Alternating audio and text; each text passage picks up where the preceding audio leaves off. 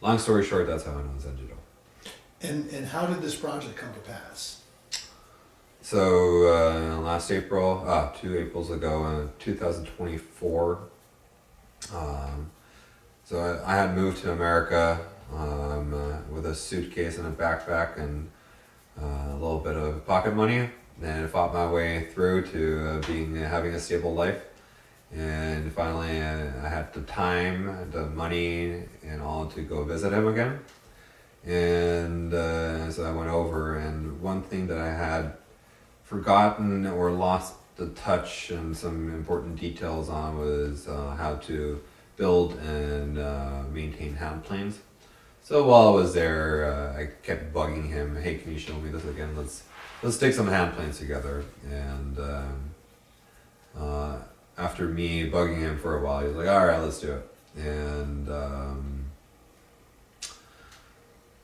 in any case, in all that, he decided to hand off his tools to me, and basically was like, "I'm done woodworking, and I didn't want you to have all the tools."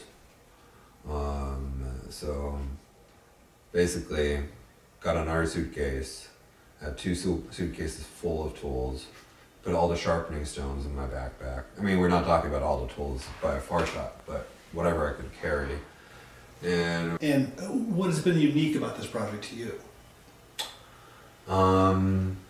It's a dying art.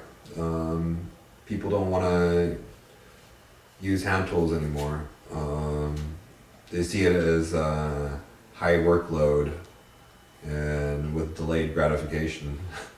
And therefore people tend to go to power tools. With the use of power tools, though, you lose certain skills in understanding woodworking, or it's easier to lose them, let's put it that way. And since it's easier to lose those skills, and the way of working with the wood and understanding the wood is, today we just think of a form of a building the way it's supposed to look. However, if you're working with hand tools, the wood itself, to a degree. I guess final question. Sure. Is there anything, because my understanding from talking to you is it's a different scope and scale of project than, it's a new experience for you. Sure. What have you found that's just surprising about it, or that really stayed with you, just about the project itself and standing up this specific structure? I don't think I would say surprising, but how much all craftsmanship, how much all kind of work is similar on a certain level.